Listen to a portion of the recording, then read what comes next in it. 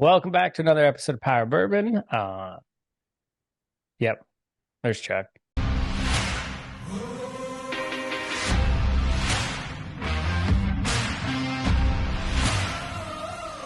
Tonight we're going to try something a little bit different. If you know anything about bourbon and you've been around the game long enough, you know what an independent bottler is. So an independent bottler is somebody that buys casks from all these other distilleries, and then they either blend them or they just single barrel them, but they put them under their own label. So with that, there is a very famous single bottler that has been in the game for a very, very long time called Single Cask Nation. And you can sign up on their website. You can join them completely free.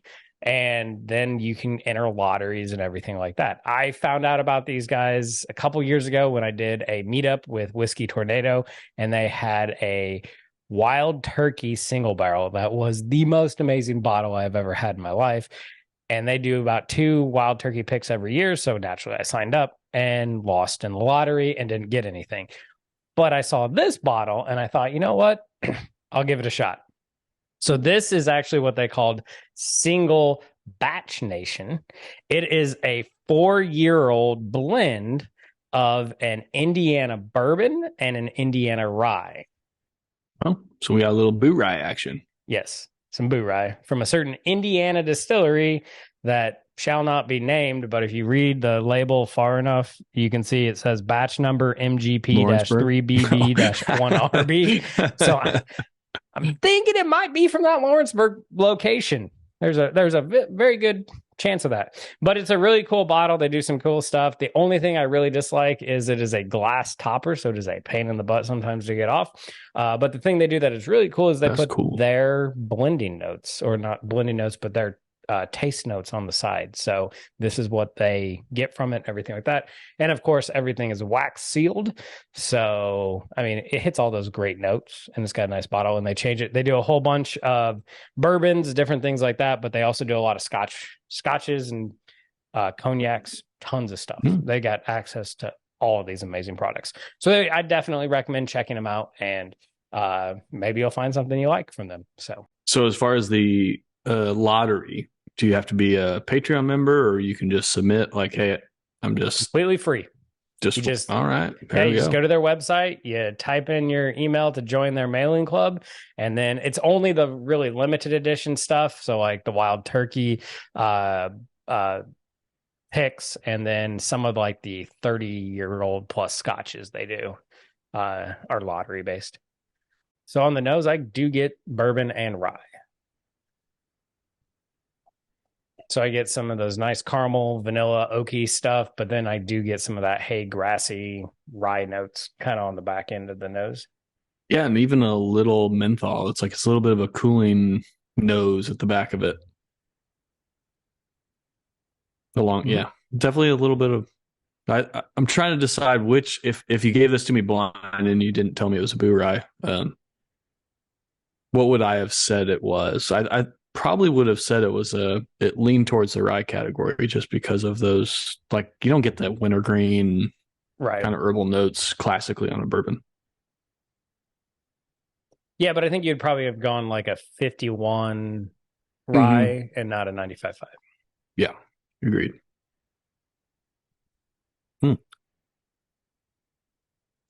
That palate almost reminds me more of like a toasted rye. The bourbon kind of balances those heavy rye notes and comes through with kind of an oak character to me. Almost a young toasted American oak as well. Yeah, it's really, really sweet to start out with. A lot of like liquid caramel, maybe a little, there's some type of fruity note in there, but then it goes like very traditional rye notes, but not the hay. I definitely say this is more spearmint menthol. And then it goes into a nice, I can't decide if it's a bourbon finish or a rye finish. It just kind of like goes back and forth with some more spearmint notes and more like peppery spices, which is very interesting. Yeah, the palate for me also gives you this like lemon and citrus component along with that toasted oak and herbal ryeness. Mm-hmm. What kind of comes through. For me, the finish is a bit more. It leans more towards the rye. Like that 95.5 rye is dominating the palate and finish for me towards the back end. Yeah, definitely on the second sip, I get a lot more spearmint. Yeah, but honestly, like I'm not a huge fan of 95.5. This might be the way to drink 95.5 to me. There you I go. just need to start blending it with bourbon. Mm-hmm. This is nice. Like I said, I think I would have, if you had asked me to do this blind, I might have said this was a toasted rye. Yeah. Which the rye notes are balanced well with the bourbon. I think again, the things that I dislike about 95.5, that dill pickle, sometimes those herbal notes can be too high. This kind of takes off those edges just a little bit. Gives you a little bit of sweetness from the bourbon, a little bit of caramel and vanilla, but really the rye notes still shine through. So if you're a rye fan, this is still very good. So it was $75, but I think I'm okay with it. I think this is a great bourbon at 75 because again, it's a independent bottler. It's a blend. They went through all types of stuff to get it, and we all know MGP is not the cheapest thing to buy anymore.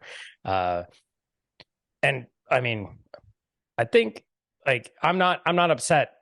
The counter might be that it's 4-year juice. Mm-hmm. Although, like, what I was going to say, I would put this next to I mean, I'd still probably prefer our toasted rye from our double oaked rye from Starlight. Yeah. Our own pick. A little biased, but that's the category I put it in. And that is a similar price point and pretty close to the same age. So, yeah. Yeah. No, I think I'm with you. I think I would absolutely prefer a straight double oaked rye pick from Starlight over this. But as an entry bottle into single cask nation, because I wanted to try something from them without going crazy expensive and getting a scotch, though. I mean, I'm starting to get in a scotch, so there's a good chance I'll do that eventually.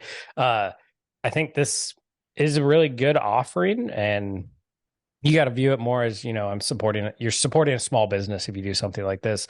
So yeah, I'm happy with it. I don't know. It would not be a bottle that I'm going to go out and buy again from them at that price point, but it's definitely one I enjoy having on the bar. I definitely go back and try it every now and then because I enjoy it. And it's a fun one. As somebody that has a lot of bourbon and rye they drink, to have something a little bit different to have on the shelf, because not a lot of people do boot ryes. And the biggest one that we know that does a boo rye is High West, and that is Utah only now. So, oh wow, yep, yeah, and I mean it's been a while since I've had the High West boo rye, but like honestly, this is quite nice. So from that perspective, yeah, if this were on my shelf, wouldn't be disappointed. Supporting the single cask nation would obviously adds an element there. I mean, this is a solid pour. Now, yep. I think you could get stuck on the age point. You could get stuck on the price a little bit. If you're only going to have 5 to 10 bottles on your shelf, I wouldn't do this one. Right. But if you're like TJ and I, and you got 100 plus, this would be a good one. Yeah. Yeah. If you're to the stage that you're exploring new brands and new things, Single Cask Nation's one you need to check out, and just see what they have to offer. There's got to be something that they have that you like. They've got all different bourbons and things like that. And that way you're exploring something that you don't know anything about from people that you can trust their taste portfolio, which is great. That's what I was just going to say. And like add an element to this is like I go into the liquor stores today. So, and this is something that's changed in the last year. It feels like you walk into the liquor store and it's almost overload single barrel picks. Yes. And so you're like, wait a second. Do I trust this entity, these people, these tasters to be able to pick a single barrel that also suits my palate. And so the power is when you find those either blenders like Pursuit United or the single barrel selection committees or people, whether it's us, I'm a little biased there, Fred Minnick, or in this instance, like Single Cask Nation, like if you find those single barrel pickers or blenders that align with your palate and you can trust, like that adds the value. Otherwise, you're just flying in blind, and honestly, some of these single barrel picks are not good. And so you can really spend $80 to $150 or more on a product that it isn't good. And so it adds value to in an instance like this where it's like this is a good blend. I would be very intrigued about trying some more Single Cask Nation just based on this one alone. So yeah. All right. So with that, have you heard of Single Cask Nation? Were you one of those lucky people, Ed Belt, that got a turkey single barrel pick? And it's just absolutely amazing. Let us know in the comments below, and we'll see you next time. Cheers.